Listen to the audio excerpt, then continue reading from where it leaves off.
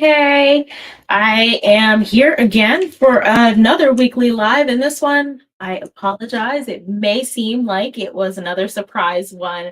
It was not my intention for it to be a surprise, but we had a lot going on over the weekend. My daughter turned 18. I had an interesting conversation that I've been desperately trying to write about, but I haven't really gotten the time to write about it. And we've had just all the walls come tumbling down, it seems like, for RDHs in OMT. So I'd actually like to touch on that for just a little bit before we get into the power of tiny tongues.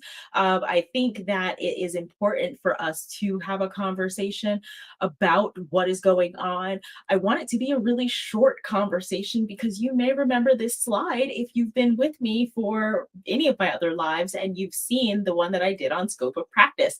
Because the slide originally said I opened my inbox, but now it's like every time I open my eyes, it's like if I open up my phone, inbox, everywhere, text messages, phone calls, voicemails, all of it now is about scope of practice and what's going on with New York State and what's going on just around the country. So let me tell you that it is not new in any way, shape, or form for myofunctional therapists or registered dental hygienists who are acting as myofunctional therapists to be reported to the dental state board. Here is why this is not anything that should be alarming at this point, because again, just like in my scope of practice lecture, nobody gets it. And it's not at the point where anybody's going to get it enough to want to add it into some scope of practice or add it into some legislation, which is what really matters. So, yes, other people have been brought to boards. There have been complaints filed. I've even experienced it myself. I've had to go through a long journey where in 2018, I want to say it was early 2018, I had an incident where, it was sent to the board against me. And there was a very prominent organization that was aware that this was going to happen and did nothing about it. And so that's why I'm not affiliated with that association and or really many associations. And that's also part of why I began and established the International Association of Airway Hygienists. So the IAAH was established in 2020 because I originally wanted to ensure that we could get legal protection for RDHs in OMT. I spoke to a lawyer back when I had my issue in 2018. I then since spoke to many other lawyers. So I'm probably at 14 up to this point. So if there's somebody that you want to ask that can give you a calming sense in your spirit as to what's going on and why any of this is important or something not to worry about or something to worry about, it would be me. Okay. So feel free to reach out to ask me questions about it. Now, here's what's happening as a result of all of this. So everything's blowing up and people are getting reported left, right, and center. And it seems like it's happening more commonly now than it was then, but that's just not true. You're just hearing about it more now. And that's okay. To hear about it more now is not anything that's very alarming. We're just more present with each other in these communities. The RDH, OMT for the RDH group, a beautiful place for us all to be. I remember why I wanted that to be started. I remember distinctly the conversation I had with Shannon prior to her starting it. And I think that it is something that 100% we need to be in communication with each other for this. However, we also need to be very careful with how we're sharing this information amongst each other and what that means for the future of the profession, because a lot of what you're doing is just scaring your peers. Many of you have no idea what the difference between regulation and legislation is. And I highly encourage you to go back to when I broke down those definitions, how we get state laws, what it means for there to be a Dental State Practice Act, and why myofunctional therapy is not under the scope of practice in any of the 50 states of America. No state is it in your scope of practice as a dental hygienist to do myofunctional therapy? So don't be surprised when dental state boards like New York, like Iowa has done in the past, like we have seen other, Texas has even done it in the past, like we've had other states say no. It is not in your scope of practice. This shouldn't be something that they have to tell you. Okay. If they have to tell you, it's a problem because that means you haven't gone into your Dental State Practice Act. So just because these organizations require you to have a license in order to take their course does not mean in any way, shape, or form that that's a part of the legislation. In fact, none of these organizations are registered with any accrediting agency. Like there is no general, what do we call those? Precursors, like those courses. There's no prerequisites. There's no general prerequisites for myofunctional therapy. And in order to get certification, it really varies place to place because there's nothing standardized. Okay. So the IAH had two original goals when I first started it in 2020. One, legal protections for RDH and OMT, so that anybody who felt as scared as I did in 2018, for the people who reached out to me since then, I've had at least three people a year, and I this year it's been more, but I've had at least three people a year since 2018 reach out to me to ask what my legal counsel did or who it was that I talked to or how I made it through or whatever. I wanted legal representation for every hygienist. Here's the problem with that. Okay. Lawyers are expensive. They require retainers. I do not charge a high fee for you to be a member of the International Association of Airway Hygienists. And so, for us to get to that goal where we would have a lawyer retained in 50 states, we weren't going to hit that financially. Okay. So, here's what we do have instead. What we do have instead is a lawyer in one major US state. And if you want to be a member, we'll happily share with you what state that is. But a lawyer in one major US state that is really dotting all the I's and crossing all the T's. So you'll note that what happened in New York State, there was a statement made by the Board of Dentistry, but then a complaint, and that is being monitored by the Department of Education in New York, who is actually the overruling of all of the professional entities and the professional licensure and so forth and legislation. So it really just means that you need to know the way your state is structured, honestly.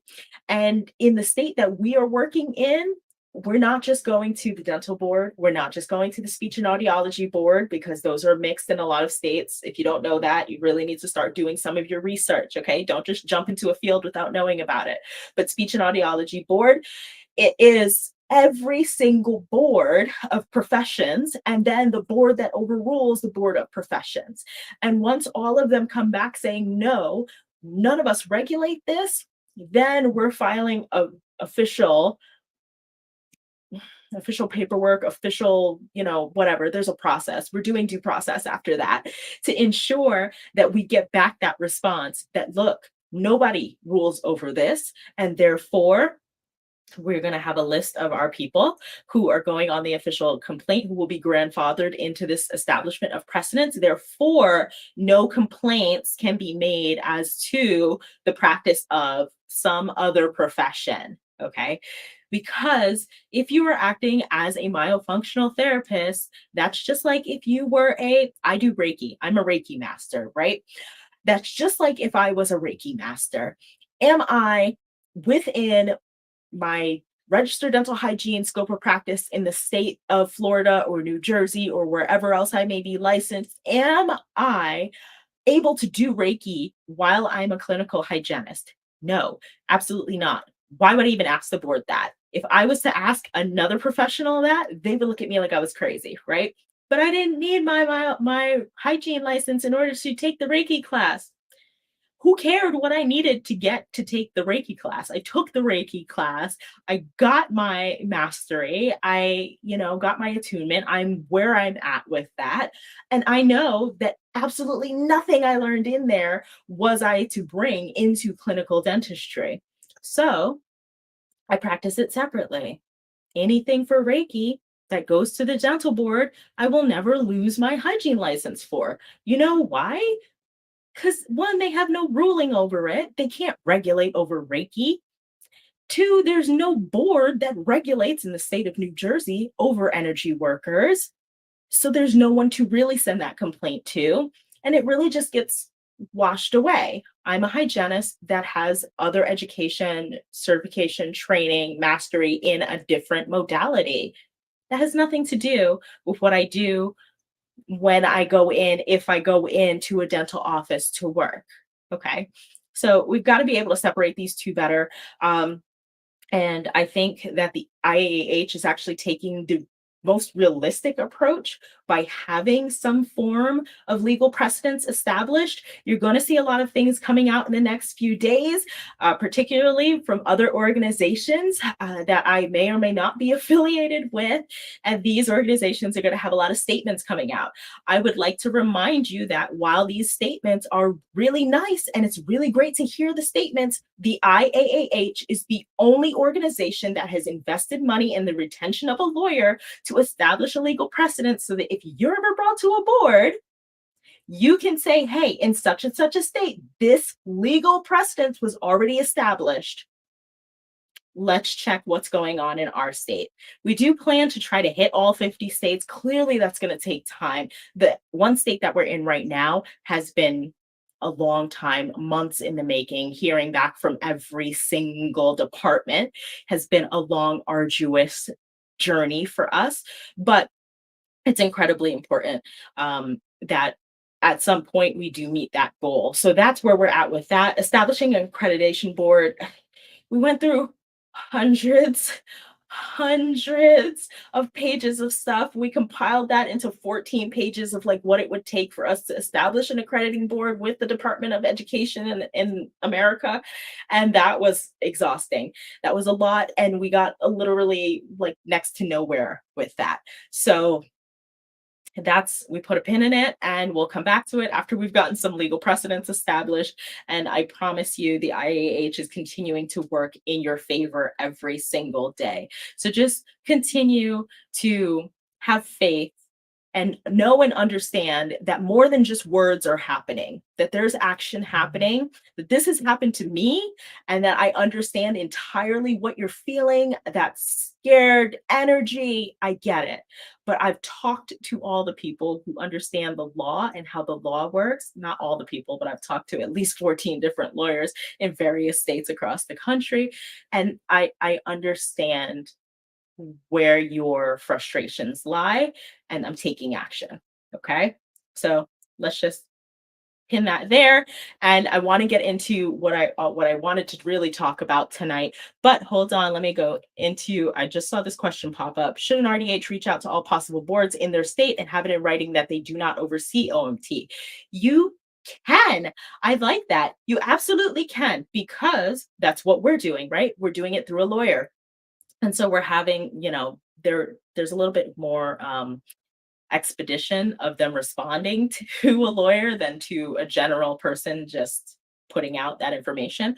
But you absolutely can. Hell, that would save us a lot of money as an organization, because you'd be able to come back and be like, hey, look, we have such and such evidence, and we could just go ahead and file, and we'd probably be able to do that in whatever other state you may be asking that question from. So, yeah, I think that that's really, really good. Oh, yay. I love that. Did that in Maryland. I can't see who is writing, but I think I know who's writing. And so I'm very excited about that. That might be something we could actually put action to. So super excited to hear what's going on.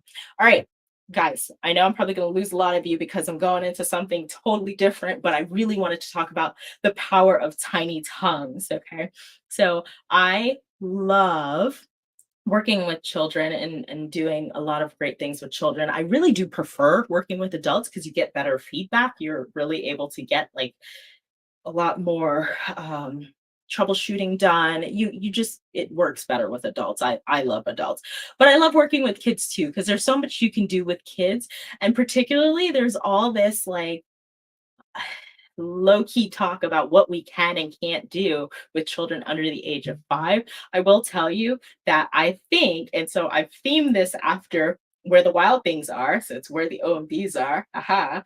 And I think that there is something that we can do. We can set a solid foundation, but you have to know where to look and how to look and what it is that you are going to achieve. Like, what are your goals? Because with myofunctional therapy, when you are in that 5 and up group, you can establish all of the goals that we want to get, right? Proper oral resting posture, lip seal, oral phase swallow is going to be remediated, our nasal breathing, jaw stability, lingual mandibular differentiation. So those two acting as two separate entities.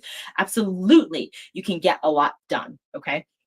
But with under 5, you're not going to be able to achieve some of those goals. They're just cognitively, developmentally, they're not there yet. They can't tie their own shoes. They're not in school. There's a reason for that. They're not in like kindergarten school. There's a reason for that. Just developmentally, they're not there yet. Okay. It's a highly compliant program. You have to get through a lot of very complex skills and a lot of complex coordination. And so, under 5, you have different goals you can achieve. And so, that's not to say that you can't achieve goals. You absolutely can. They're just going to look a lot different. So, for under 5, you're looking at improving their lip seal, encouraging chewing because a lot of them aren't doing very much chewing. They'll be doing dysfunctional movements of the jaw and not necessarily a lot of chewing, a lot of sucking down when they're doing all of these pouches and so forth.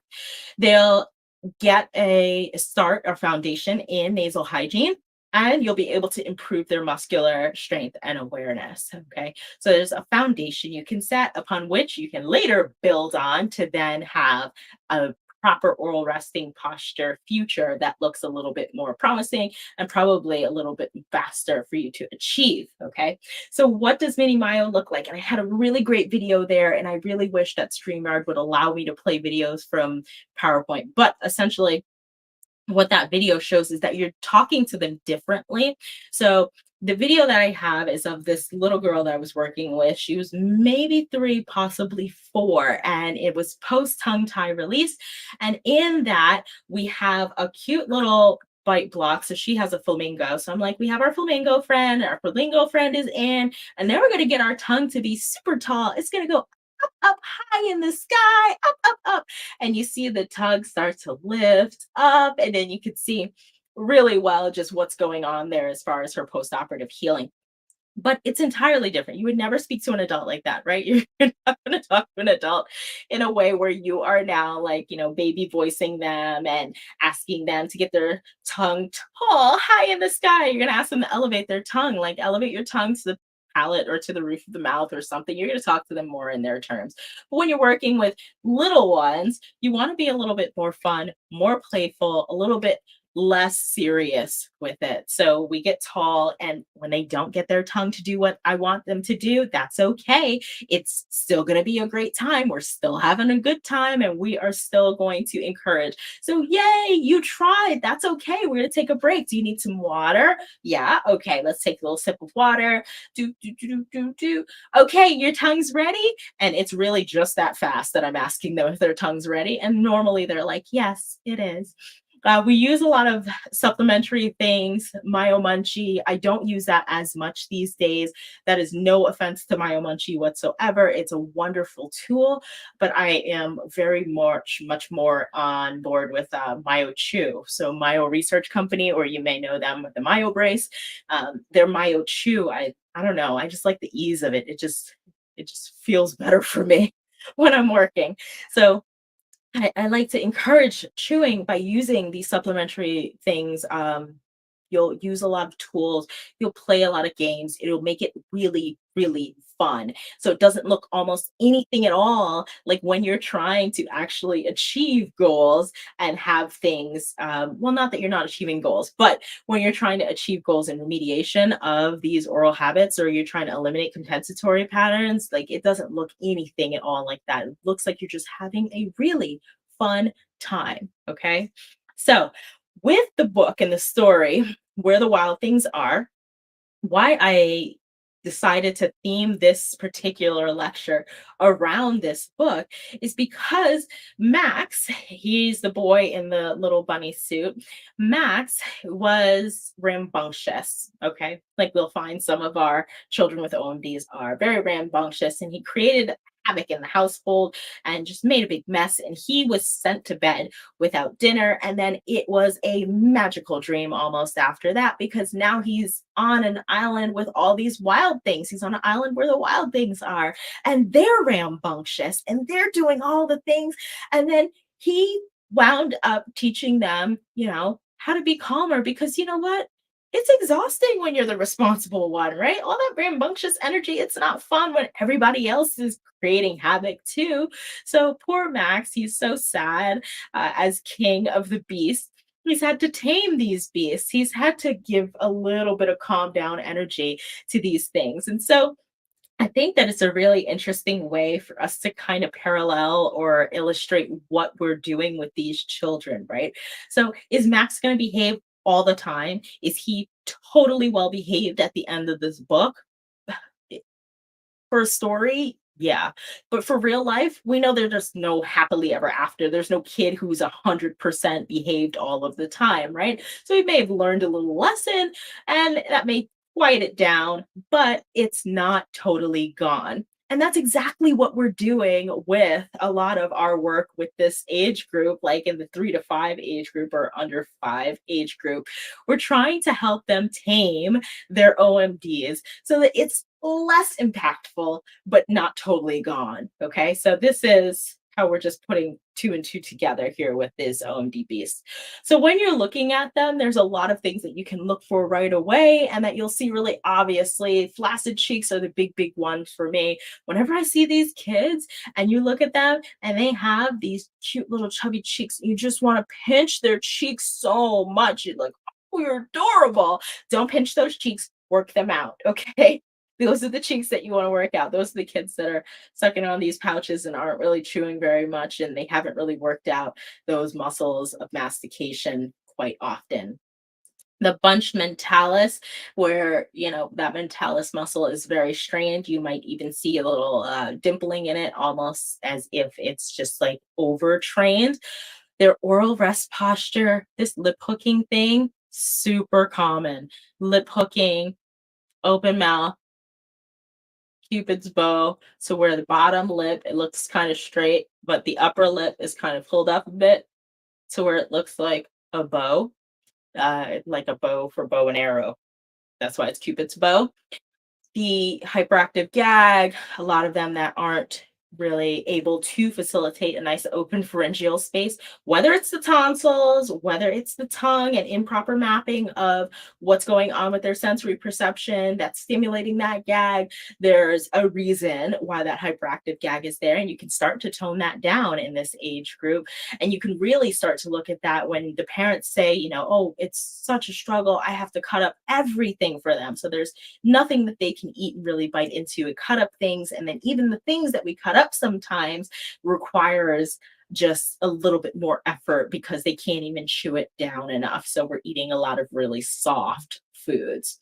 And then their smile. Sometimes you'll find that these kids, they can't really smile. Like that was one of the things with this particular case. She could not like actually facilitate a smile. And I never noticed it until I went back and started looking at my children's photos from when they were younger. Like now I have a 20-year-old, an 18-year-old, a 14-year-old, and a 9-year-old. But there were some times where they weren't smiling. And it's like, they had no idea what to do with their mouth. They never really like smile. And so that was really strange for me to go back and see that, particularly with my son. And then once you do some work with them, you're like, oh, look, the commissures of their lips do go upwards. How weird is that? So it's very important that at this stage, you're looking at them beyond like, this is a cute kid. What a cute kid. Amazing. There's so much you can see, whether it's the darkness under the eyes, whether it's the cheeks, whether it's their posture, what you could see so much in these children. It's just about being able to take that look. That way you can now have that conversation. What's going on a little deeper? And then we set a foundation, we set a little stage, because if there's some basic tongue motions that they can't facilitate, then we know that there are greater global problems going on because it's never just the fine motor movement, right? It's always something globally. So whether it is systemic health that's an issue, their sleep, their function, their behavior, there's always something going on greater than what's going on and just our inability to achieve fine motor movements. So we've got some tongue motor movements, tongue motions that are incredibly important. I always like to have the kids try to mimic me doing some of this stuff just to see where they're at. A lot of times you'll find that maybe they just don't have the patience because some of these kids they do not cooperate in any way shape or form with like wanting them to repeat a certain task. So when you're asking them for these things, I like to ask for them and try to ask for them by having some other sort of relationship for it. You're not just doing it to do it. So I always say, I really love giraffes, and you might see giraffes like all kinds of behind me. And that's not why my logo is a giraffe. That's a whole different story. But I really like giraffes. Giraffes are my favorite because they have the longest tongues of any animal. So whales have the widest tongues, but giraffes have the longest tongues. Giraffes can actually lick their ears with their tongues. Like, I can't do that. Can you do that? And then they always try to do that because it's really, really weird and gross of a fact to kind of find out for the first time as a kid. And so we try to do that, and then no, they can't do that. Oh, okay, cool. But you know what we can probably do? Maybe reach our nose. I don't even think I can do that. I can't reach my nose. Can you reach your nose? And then they may try to get their tongue up. Or a lot of times I find that they can't get their tongue up at all. They don't have any sort of ability to elevate the tongue. Can they bring it back? Can you draw a one on the roof of your mouth? Can you lift your tongue up tall and draw a one on the roof of your mouth? Or can you touch the bottom tooth all the way in the back? Can you reach back there? Sometimes they can't even do that. Lateralizing, can you touch each corner of your lips with your tongue? Stick your tongue out at me. And then we just have a really great time seeing what their functional range is. A lot of times you'll find that there's like two or more things missing, and some of that is okay. But a good portion of these, we need just baseline oral hygiene. Our tongue is essential and critical for oral hygiene. When you have something stuck in your teeth, what's the first thing that you do? I don't even know if you could hear me like sucking, but you get your tongue. And the tongue gets to work, and it gets to work on it before you even get that floss that you might have in your bag out, before you even get that brush that you might be ready with and then run to the bathroom so that you can go deal with it.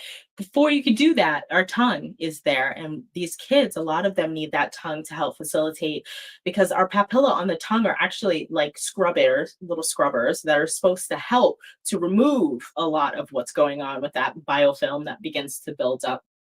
And so when they lack certain basic tongue motions, it's a great time for you to assist in a nice little brief, hopefully, chair side functional evaluation.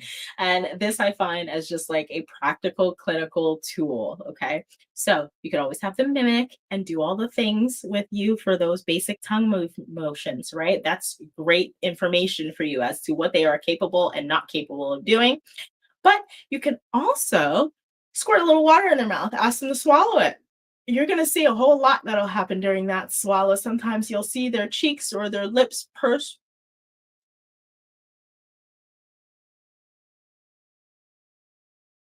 You'll see a whole lot of different things. Sometimes they pouch the water first. They'll get a little water, pouch it in their cheeks, and then swallow it. Sometimes you may very well see absolutely nothing. And when you see absolutely nothing, that is amazing. That is a wonderful swallow. The tongue is bearing the weight of the swallow all on its own. And hallelujah, there's very little you will have to do with that child. And so that is fun. But squirt a little water in their mouth. See what happens because you really don't want to see any facial muscle engagement. You don't want any extraneous movements. while they're just trying to swallow that little bit of water you've squirted in. So that air water syringe comes into handy. You can ask them to open wide and to close and check their TMJ. You'll find that younger and younger, you're seeing these kids with these TMDs. So they're having all of this dysfunction and they're struggling, or they have pain and they're 14 or they're 16 or they're, something way young. And it started back when they were 3 or 4 and their jaw was all over the place as they just open and close and nobody's ever catching it.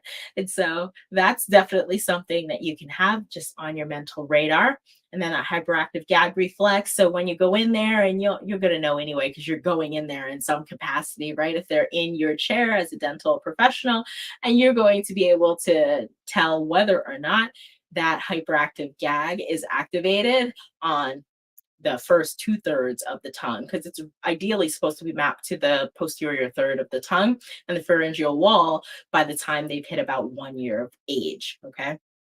So just some little fun things for you to have in your backpack, or your toolkit, or whatever you're calling your extra information that you need to have. That way you can be prepared when you see these children. And then you just really need to be ready once you assess to know where they go after that. So the early assessment, start doing that as early as you can. Get those 2 year olds, 3 year olds, 4 year olds, 5 year olds, and then you can always send them to a myofunctional therapist. I've got my wonderful new course coming out on May 3rd. I'm super excited about that. I really wanted it to be out last month, but I keep adding stuff to it because that's my curse in life. I always want to over deliver. I am so insecure about some of the stuff that I do that I'm like, I don't think this has enough information. They're going to hate this. They're not going to like it. And so I just like over add, over add, over add. So there's just like so much information in it.